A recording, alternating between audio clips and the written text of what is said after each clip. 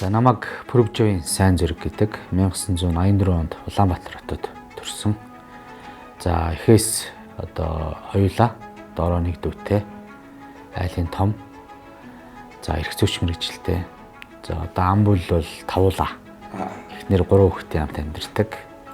Том маань баг 17 хүрж байна. Дундх маань 13 хүрж байна. Бага маань 3 таа. Ийм гэр бүлтэй.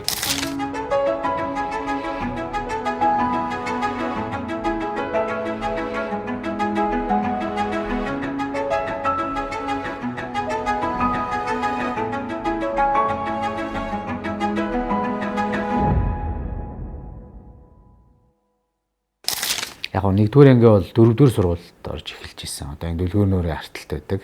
За тэгээ бас Герман сансарлуу нүгээд 33 дахь сургуульд 1 жил сураад тэгээ 93 оноос хойш яг 1-р оролын 83 дахь сургуульд сурч эхэлсэн. Манай гэр тийшээ нүүсэн. 93 оноос хойш сургууль үндсэндээ 2008 оны хүртэл 1-р оролд амьдарсан.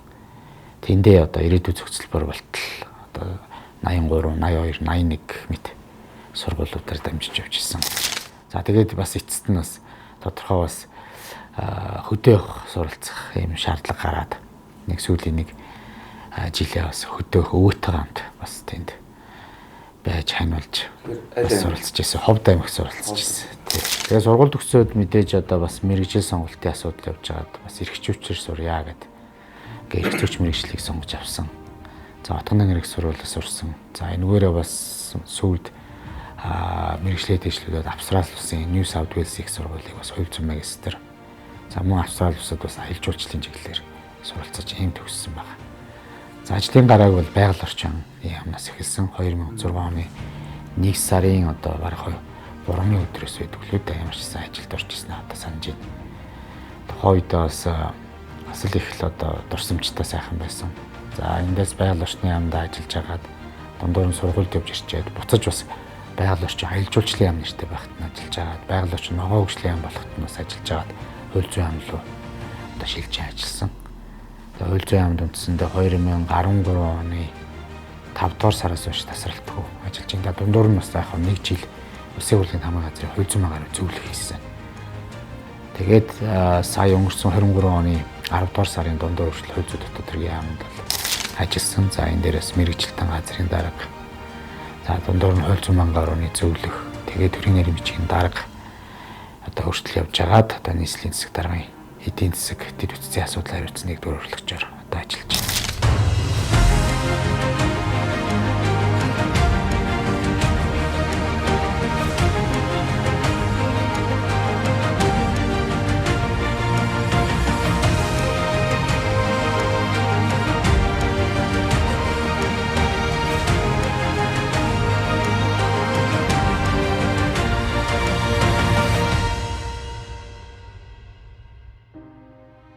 Яг зөвхөн миний хувьд бол манай ээж аваар чи барилгын технологийн инженерүүд яг бол эрх зүйч манай хуульч гэдэг юм гэр бүлийн хүрээндээ л байдаггүй. Тэгээ бас өвөө маань бас эрх зүйгээр сурвалж хамт их зүгээр юм шүү. Чи өөрөө нийгмийн хичээлүүдэд бас сайн гэдэг байсан. Тэгээд тэр бас ерөнхийдөө зөвлөмжийг бас бодож исэн. За хоёрдугаарт яг зөвхөн манай гэрт бас нэг үйл явдал болтой. Манай бас тухайн үеийн л бусдын хэдлэр 8 идэг. За Орос улбаны улсаас хятад урслууд ийм химийн түүх нийлүүлдэг байсан. Хуванцар бүтээгдэхүүн хийдэг. Тэгээд тэр 8-ныхаа явцад мэдээж ачуулсан бараанаас бас дутаад за зарим чанарын асуудал гараад Орос улбаны улсаас ачигдсан юм зүйлүүд нь бас тийм сайнгүй болж таарад хятад очиод бас мөнгө төгрөгнийх нь асуудал дээр маргаан гарсан. За манай хүн бас хуулийн мэдлэггүй учраас маань итгээд нэг хятад хүнд бүх итгэмжлээ хичээд өгсөн. Маргаан дуг нь ялсан.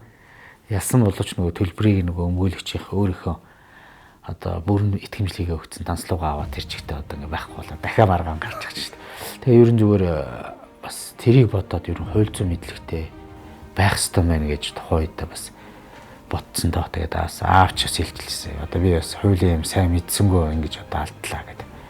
Тэр бас надад бас зүгээр яг мэргэжлийг сонгоход бас нэлээд нөлөөлсөн болоо гэж би зүгээр боддог бас. тухайд одоо тэгээ хууль мэддэг бол туслаад өгөх юмсан л гэж боддог л байсан. Та одоо ингээд Отгон дэнгэр сургуулийг төгсөөд Австралид 2 удаа ингээд сургууль сурсан байна шүү дээ. Гэхдээ тэр боловсролын зээлийн сан маань энтерд хамрагдсан. Одоо ч хүмүүсээс их асуудаг асуулт болчиход байна. Эн чин тухайн үед боловсролын төрийн сургалтын сан гэж байсан. Тэгээ төрийн албаагчтай чадахжуулдаг. Миний үед бол яам дээр 2 код ирдэг байсан. Гадаад сургах. Тэгээ тэр код дээр яам дотор өрсөлдөөн болоод тэгээ явдаг. Намайг ч яг ажиллаж байгаа хугацаанд манай яам нэг 60-аад албаагчтай лөө нэг. Тэгээ тийм дундаас бас нэг ерөн гол төлөв залуучуудын дунд л өрсөлдөөн болдог ус. Тэгэл шалгалт тухайн үед манай төрийн захирал удирдлагын газар дээр шалгаруулалт нь яваал. За тэгээ бидэд өөрсдөө бас явах одоо сургуулаа өөрсдөө олдог. Тэнцэх шалгуурт нь өөрсдөө тэнцэнэ гэсэн үг шүү дээ. Тэрнээс биш бүх зүйлийг төрийн хариуцсан ш. Яг ингээд шаардлага хангаж байгаа хүмүүс төр боловсролын яам дээр тушаал гардаг. За тэгээд ингээд сургалтын сан за одоо манай талаас хөрөнгийн баталгаа гаргаж байгаа хүн тэгэл захиалагч талаас ингээд гэрээ явуулаад явдаг. Ирээд 5 жил ажиллаад нэг барьцаа өрөнгөө сулж авч гэрээний үргээ биелүүлсэн тооцоолж болно л гэдэг ийм л заалттай байсан. Тэр дүрмийн дагуу л явсан. Тэр чинь өөрөө эргээ зөвхөн юу байхгүй юу? Магистр, докторийн зэрэг юм байсан. Гэтэл одоо бакалавр орж ирээ явчихаар сүүлдээ нөгөө төрийн биш хаа хамаагүй хүмүүс аваад тэгээд одоо нөхцөл байдал өөр тийшээ иргэсэн юм билээ. Яг мэдээж тийм тэтгэлгүүд бол залуучууд байлгүй яг. Гэхдээ тэр нь ил тод байх хэвээр ер нь бол. Тэгэхээр энийг бас яг авсан хүмүүсүүдийг бол буруутгах биш. Явж яг төрд ажиллаж байгаад энэ зээлийг авсан уу? Ирээд ажилласан уу гэдэг зүйлийг бодмоор байна. Түүнээс биш октоосо төрд ажилдгүү, тухайн байгууллагатай ажилдгүү, ирээд ажиллаагүй, бүр сураачгүй хайчаад ирсэн мөнгөний бэлнээр нь авч яваад өрн тараа ицсэн зөндөө байдаг шүү. Тэгээд одоо яг зүгээр энэ мэдээллийг ил тод болгох ёстой гэдэг нь өөрөө би санаачлаад хийсэн байл. Тэгэхээр энэ ил тод болохгүй бол нээлттэй бус байна гэдэг зүйл байсан байхгүй. Заримдаа тэр ашигт матамлын зээлийн сан за эргээд энэ иргэний засгийн ерөнхий газрын чиглэлээр энэ төр явахаар гэр бүлээр явцсан хүмүүс л баг шүү дээ. Бүр ингээд ах トゥ гэрээ тэр чинь арай болохгүй л гэдэг санаа байсан байхгүй ерөн гол төлөө. Одоо та чинь давхар мэрэгчлээ болоод хуульчаасаа ингээд тэгээд эргэж ирээд буцаад ингээд төрд ажиллаад зүгээр яг гайхаад идэг юмнууд байдаг л да. Энэ хувийн компанид ороод нэг жижигэн гүйцэтгэх захирал хийж юм ингээд гайгүй өндөр цалин байлан хөгөө явчих тийм бодол өдр ерөөс өдөрж байгаагүй. Ер нь бас байсан бас. Одоо яг үнийг хэлэхэд бас мэдээж л ирээл үр хөвгтүүдийн сайн сайхны төлөө одоо хамгийн түрүүнд бодогдсон шүү дээ. Мэдээж их би бас Австрал бол их нартайгаа нэг 3 жил гаруй битээр хамт амьдэрсэн. Тэгэл их нэрийн зардлаар бүх урсгал зардлаа болгоол миний өөрийн цалин цаашаа игээл Монгол руу бас явуулаад байр захиалал яг л нэг залуучуудын амьдралаа шүү дээ. Тэгээд энд чинь бас Австралид бас магистраа хийчихэд бас хүүхэд маань бас гарах болсон учраас сүлдээд за тэгэл монголчууд нөгөө албан ёсоор үлдэхийн тулд бас нэг жижиг коллежид сурах хэрэг гарна. Тэгэл аялал жуулчлалаар жишээ сурсан байдаг. Тэгээ буцаж ирээд яг зүгээр ажлын саналууд бол хувийн хвшлийн байгууллагаас их ирсэн.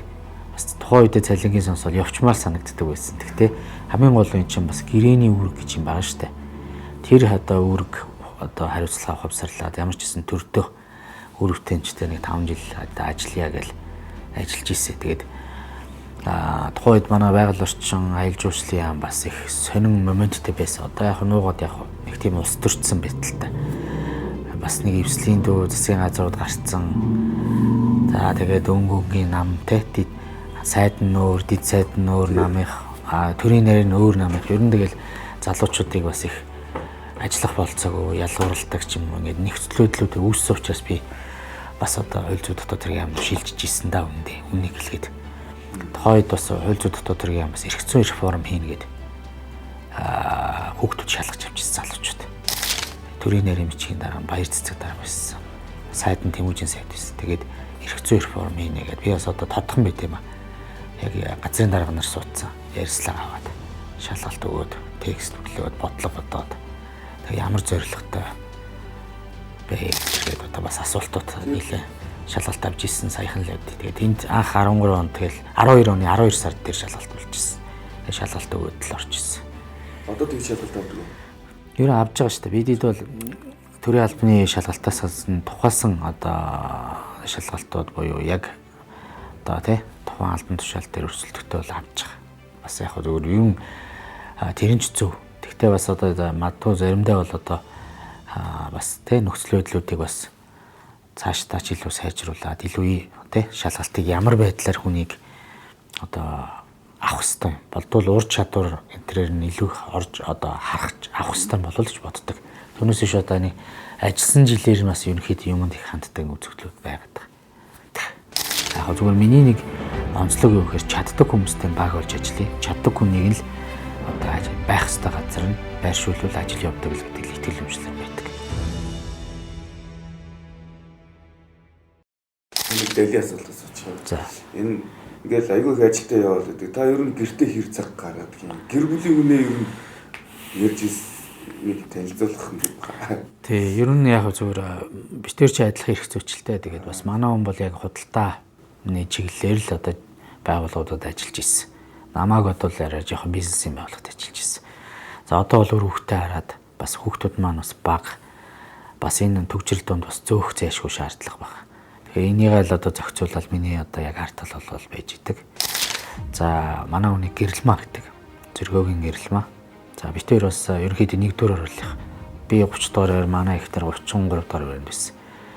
Тэгээ яг зүгээр биенээ нэг багтаа сайн мэдтгүү. Нэг сургууль сурдаг гэсэн маа. Тэгээд мэдтгүү байж байгаа зүгээр их сургуульд ороод биенээ бас таньдаг болсон. Яг нөгөө автобусны чиглэл бол нэг учраас тэгэл байн автобусны буудлын автобусны тааралтал.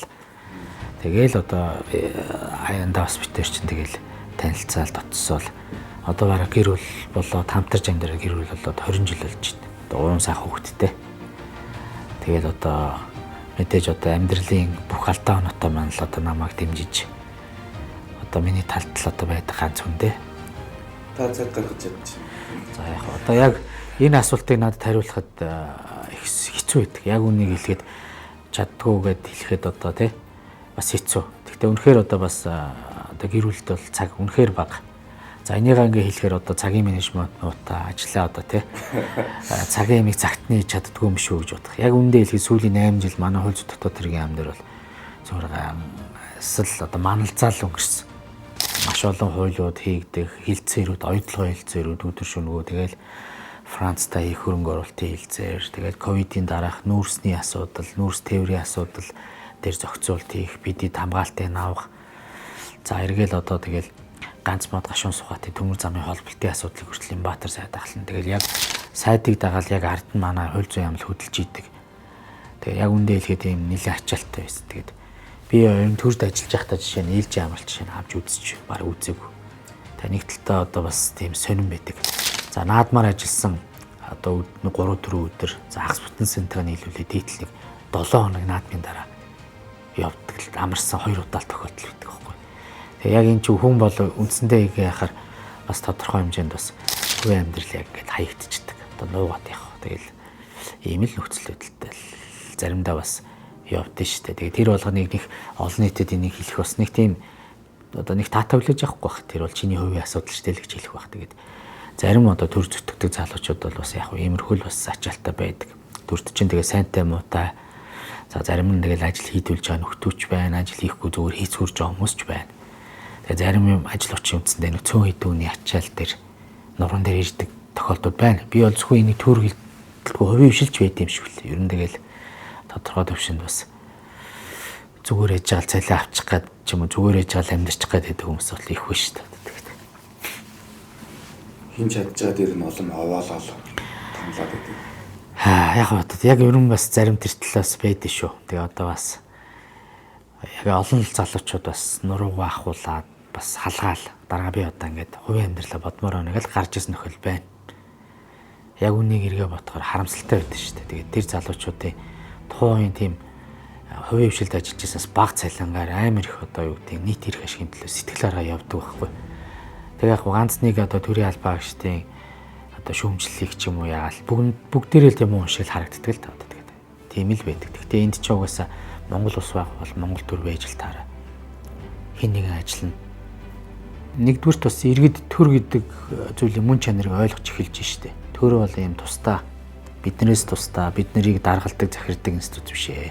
Төр бол бидний амьдрах тэр таатай очин аюулгүй байдлыг хангаж өгдөг, хамтаараа зэрэгцэж орших тэр одоо зүйлийг бүрдүүлэх тэр дид үтц байд юм уу нийгмийн эдийн засгийн нөхцөл хууль эрх зүйчнийг бүрдүүлэх төлөөлөл багхгүй. Бид чинь бусад одоо амтнаас ялгарч байгаа нийгмийн амтны үед чинь тодорхой хамтран зэрэгцээ орших дүрмээ зохиож байгаа л асуудал шүү дээ. Хин хүчтэй нь биш. Яаж одоо цөөнхөө эрх ашигыгаа хамгаалж бодолцох бас олонх одоо тэг нийтлэг байдлаараа яаж зөв амьдрах уу гэдэг л асуудал. Тэгээ хүн чинь нөгөө ер нь маш олон эрх ашигуд байгаа байхгүй. Тэр эрх ашигуудын тэнцвэрийг хангахын тулд одоо төрийн институт тодорхой хэмжээнд ажиллаж байгаа. Хүч хүүгийн одоо тэг хүчтэйгээс нь одоо хүч хүүгийг хамгаалах ч байт юм уу. Гэхдээ тэнцүү эрх ашигыг хамгаалж өгч байгаа шүү. Түүнээс биш одоо энэ зүйлээсээ ингээ бодох юм бол бидэд бас энэ төр гэдэг зүйлүүдийн институцийн чиглэлийг нь бас эргэж сүүлийн үед бол нэлээд ойлгож харин энэ үүргээ та нар цомхон хий. Дангааж хэрэггүй. Та нар энэ оролцох зүйлүүдээ бас бодолцогддог зүйлүүдийг шаардаад эхэлж гин гэж би зөв хувьдаа бодоод байгаа. Мэдээж одоо төрийн одоо зохицуултуудыг гол төлөв хуулиар хийж байгаа, эдийн засгийн хөшүүргүүдээр хийж байгаа. Тэгэхээр тэр хууль дээр заримдаа хуульчлах шаардлага барил заримдаа хуульчилсан тохиолдлууд байсан шүү дээ мэрсэр. Одоо ч байна. Тэгэхээр яг төр ямар харилцааг илүү хуулиар зохицуулаад илүү их оролцох байдаг. Аль дээр бусад оролцогчдод өөрсдийнхээ асуудлыг хоорондоо бусад хэм хэмжээгээрээ гэдэг юм уу ёс зүйн хэмжээ одоо юу гэдэг те тэр зүйлд нь одоо зохицоод үлдэх үү гэдэг зүйлээ бас бодолцол хэрэгтэй. Энэ дээрээсээ л бас мөн чанар байгаа. Тэгэхээр би бол одоо иргэдийг бол ерөөсөө буруутгахгүй. За төр гэдэг мөн чанарыг бидэнд үйлчлэх ёстой. Бидний нийтлэг эрх ашиг хамгаалж зэрэгцэж орших тэр дүрмийг бидний өмнөөс төлөвлөж хийгээрэй гэдэг зүйл байгаа шүү дээ. Тэгээ энэ дээрээ хин нэгэнд нь давуу байдалтаар үйлчлээд иж болохгүй. Хит бас тийм дангааж томроод иж болохгүй. Тэгэхээр энэ бол одоо зүй ёсны шаардлага гэж бодож байна. Тэгэхээр яг зүгээр энэ пункт дээр л байх хэрэгтэй. Тэгэхгүй ингээд энийг бидэд ойлголцохгүй энэс өөр одоо арчлал гэдэг юм уу энэ зүйлээс өөр одоо тийм сайн зүйл байхгүй шүү дээ. Тэгээ хүчтэй нь хүчгүйгээ барьж иддэг ширэнгийн үйл үйлчлэл одоо бас хүний нийгэм чи одоо хаашаа явах вэ? Тэр зүйл рүү л явна. Тэгэхээр зайлшгүй одоо яг бидэд бас тодорхой хэмжээнд бидний өмнөөс одоо энэ сонгуул гэдэг зүйлээр үр дүнгээр гарч ирэх хүмүүсүүдээр төлөөлүүлээд энэ төр гэдэг буюу нийт эрх ашигын төлөө ажиллах аппаратыг л ажилуулна. Энэ дээр хяналтаа тавина. Зарим тохиолдолд оролцсон ийм л зүйл байна. Би бол тэгж л одоо бас хувьдаа зүгээр ойлгож бодож